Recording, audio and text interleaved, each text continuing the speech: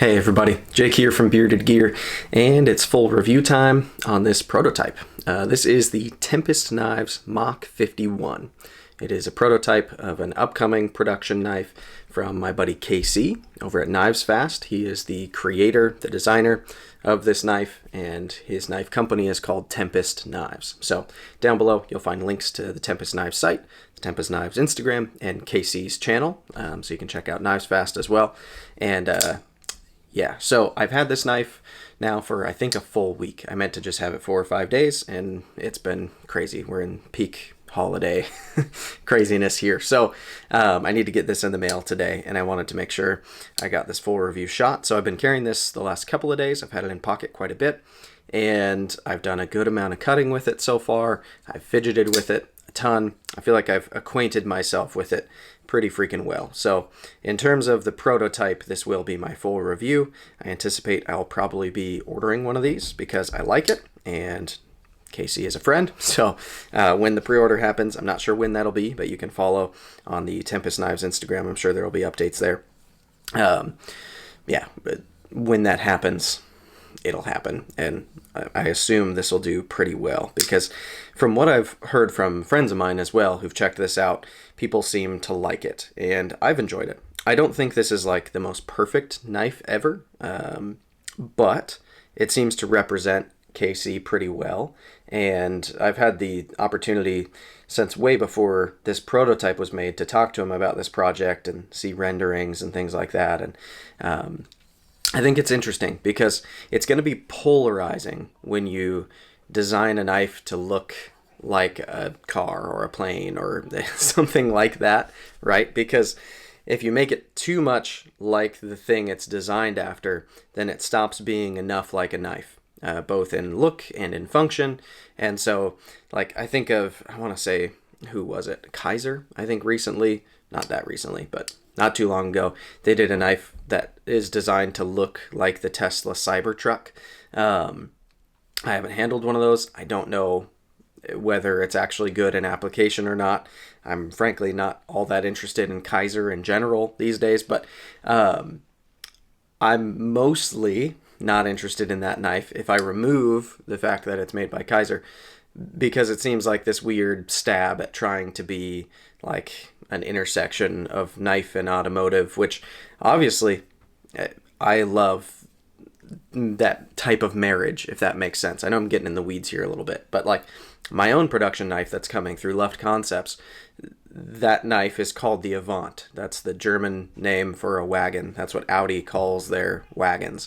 There are design cues and elements and packaging cues and things that will be at play with that brand that tie into my love for automotive. But we didn't design the knife to look like a car. We designed it to be the knife we wanted it to be, and then we saw that it reminded us a little bit of some of the car things that we like. So it's kind of how that marriage made sense.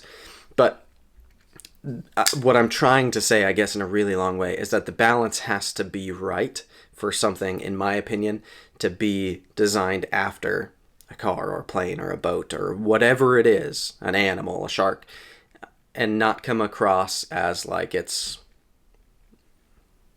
missing the mark as a knife. So this is a case where I've heard some people say that they don't quite get it, but more so I think it's actually struck the balance pretty well. The fact that you've got like what looks like a cockpit here designed in, and it's functional and it looks pretty cool and it works, but it doesn't make the blade stop looking like a blade of a knife. Like if you forget that there's any kind of other influence going on here, it still looks like it could just be a knife. The handle shape is fairly simple knife handle. It's not overly crazy when you isolate it from the blade. But when you put it all together, I think it does accomplish what KC was going for. It's having this named the Mach 51. Like, it resonates with that while still being a knife. So, I don't know. I think it is going to be a polarizing design, but a lot of good designs are. A lot of people, some of their favorite knives are polarizing, and other people hate them. You know, like we all have that in us where it's going to be for those who this is in line with their taste, because the design choice was made have it tie in and be the Mach 51, if you will. So anyway, let's jump in. First, real quick, blade is M390. Handles are titanium. They have an orange peeled finish on them. I talked in my unboxing about this. Orange peeling isn't my favorite, personally, on knives. I just don't generally like it all that much. Little touches of it can be okay. It's not that I hate it, but it's it's low on my preference list of finishes to put on titanium. That said, it is done here. I know a lot of people, I should say, it's done well here. And I know a lot of people love orange peeling. It does offer a pretty unique, interesting texture. It's not exactly grippy, but I guess it's a little bit more texture than having it just be like plain titanium. Anyway, so orange peeled titanium. We've got a titanium backspacer. We've got nice hardware throughout. The pivots you'll see are kind of wheel-like. And then we have a wire deep carry clip. It goes all the way to the butt end of the knife. I love that. And yeah, that's kind of all we're looking at materials-wise. I guess there's a lock bar insert, I should say that. And then there's a bunch of internal milling. QSP is the manufacturer on these. So that's going to be who's doing production as far as I know. And I think the build quality is really good. I'm impressed with QSP these days. The last few of their knives that I've handled, or the last few knives produced by them for designers, have been good. So a couple of changes that will be on this compared to the prototype for production. Let me grab the card so I make sure I don't forget anything. The lock bar access is going to increase in terms of like how easy it is to get to the lock bar. We'll talk about that a little bit. And then the finger choil is going to be extended out a little bit so that you get a better kind of termination of the grind, is the way that I've interpreted that. So those will be the changes that I know of. The first thing that I told Casey after I unboxed this, I was playing with it a little bit, was that I thought the access to this kind of ridge, if you will, since this is designed for middle finger flicking, I thought it could be a little bit of a deeper cut here. After talking to him about it, he expressed that in order to make that deeper, they would have to increase the blade stock thickness. And so it was a deliberate choice to stick with the thinner blade stock rather than increase it to make that deeper, just because the thin blade stock is really doing this knife a lot of favors, especially being a flat grind. So I understand why that's not going to be a change. I will say still throughout, probably my biggest gripe with the knife, if I can pinpoint one, would be that it works for middle finger flicking. It actually works quite well, but it just takes a hair more focus than it does on a knife that has a hole that passes all the way through, or a knife with a deeper fuller to kind of get my fingernail into. I think of like on Vero knives, the Axon or the Synapse, any of those knives, that is just a deeper pocket, and so it's easier to get more traction in it. And again, this works, but it feels less confidence inspiring than it would if that was a more defined, deeper kind of ridge to catch onto there. I have found that I can also thumb flick this some of the time. It's a little bit tricky. So most of the time I just middle finger flick it and it works. It's just, I was talking to Kevin, Left EDC, about this because he had also handled a prototype, and he said something that I thought was a good way of putting it. He said it's almost surprising that it deploys. Like every time it's like it kind of feels like I'm failing, but then it actually does deploy all the way. So it's a good testament to the bearings that are in here, the action in general, the detent. It's all dialed really well. It's just because that's such a shallow place to push off of, I almost feel like it worries me it's not going to deploy, and then it's like, oh, it really did. So it kind of does catch me by surprise a little bit. Anyway, I guess I jumped into action and I didn't really define that, but the action is good. Yeah, I can use the meat of my finger, I can use my fingernail, and it deploys just fine. The detent is dialed well. Everything is nice. Lockup is solid, front to back, side to side. There's no play in here, and it's dropping pretty well. I mean, it's not a total free dropper, but it's close. Just needs the tiniest of shake, and it's down. So I like it. It's very smooth, very crisp on the detent. The action is good. I do just think, yeah, if I were to pinpoint one thing that I wish I could have, like the best of both worlds, I want the grind to stay this thin, or the stock to stay this thin, I should say, and that pocket to get deeper. But I don't know if that's possible. Maybe even just less of a chamfer in there would help, because it is chamfered, and so maybe the sharpness would actually be welcome in there because it is so shallow. I don't know, something for Casey to consider, I guess. But even as it is, like I said, I still want this knife. I still like it. That's just my one nitpick, if you will. So yeah, action is nice. I enjoy it. Let's talk ergos for a second. So you've got a couple of options here on this knife. You can hold it back here without using the forward choil, and it's actually really comfortable. Got a little bit of a thumb ramp. There's no jimping anywhere. I love that. The scales are contoured a little. You've got some kind of radius to them, so it feels the hand nicely. But frankly, back here is not really where I ever hold the knife, even though it is comfortable. I'm almost always up here in the forward finger choil, and that feels money. I really like this ergonomic profile. I like the way this slopes back here to rest into my palm. It's just a comfortable knife to hold on to in a saber grip, and also in a hammer grip. Very comfortable there. Reverse grip, or draw cut, I should say, I'm definitely coming back out of that choil, and that makes it comfortable. If I'm trying to use the choil, then that spot does dig into me just a little bit, although it's not sharp. But yeah, back here in a draw cut, that feels quite nice. Reverse grip, comfortable in the choil, more comfortable out of it. So up here, this feels like a great reverse grip. You're just a little bit far from that cutting edge because the choil becomes kind of less usable in that way.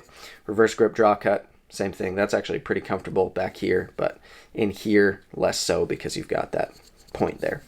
So yeah, ergonomically, I really like it. I love that everything is smooth. I like that there's no jimping.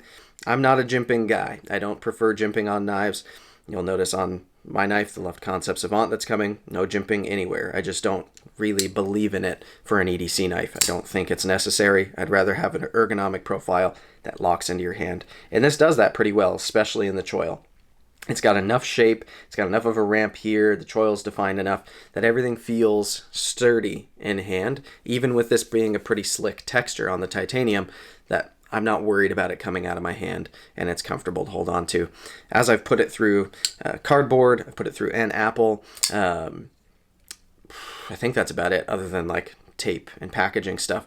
It's just been pleasant to cut through, even processing some cardboard for the dumpster, going through a couple of boxes, doing... That's not really extended cutting, but more than just a box. I didn't find that there were any real hot spots or anything that bothered me too much. Everything worked out pretty well.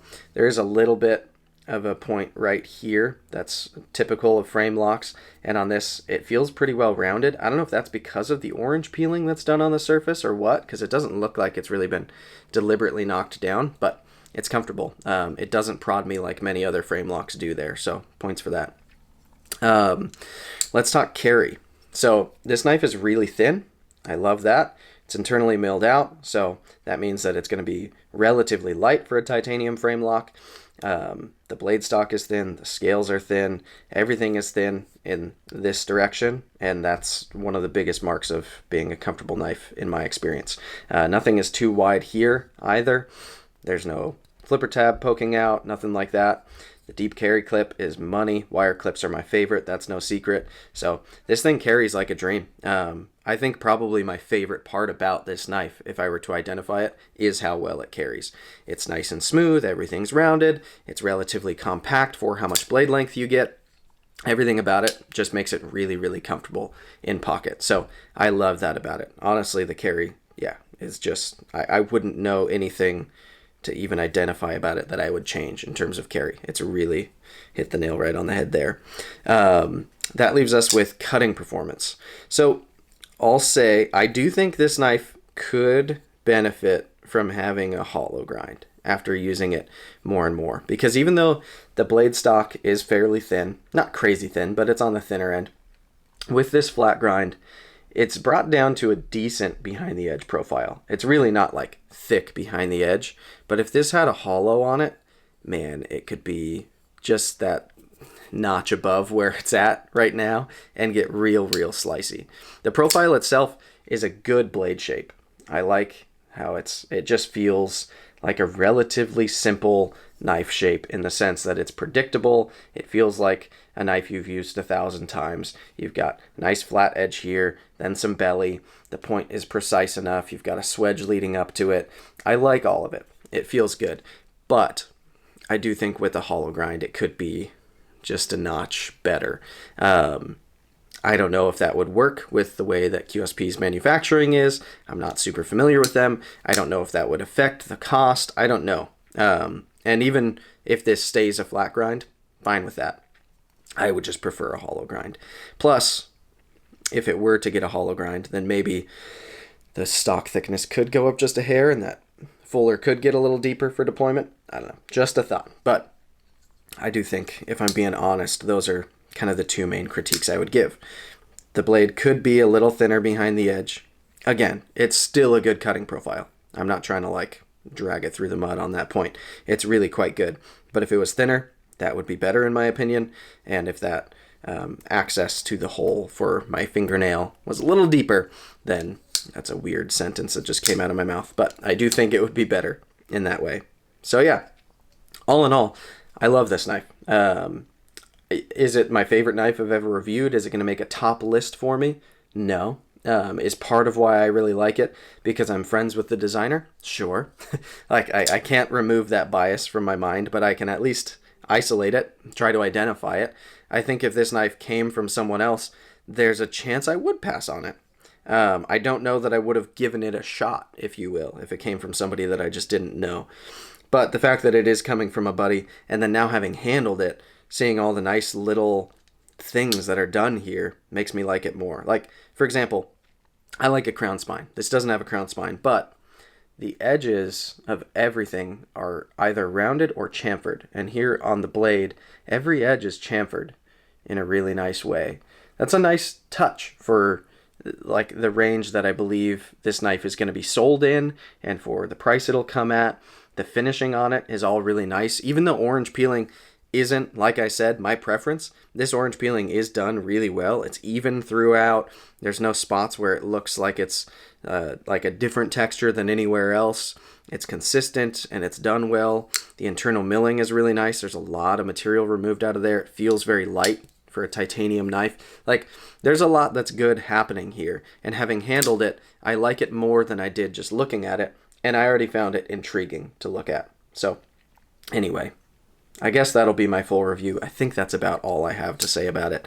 And yeah, keep an eye peeled. If this is a knife that is interesting to you, then again, I will have linked down below all the ways to follow Tempest Knives and then the channel for KnivesFast so you can see updates there as well. I'm sure that there will be all kinds of info coming as these are slated for pre-order and all that.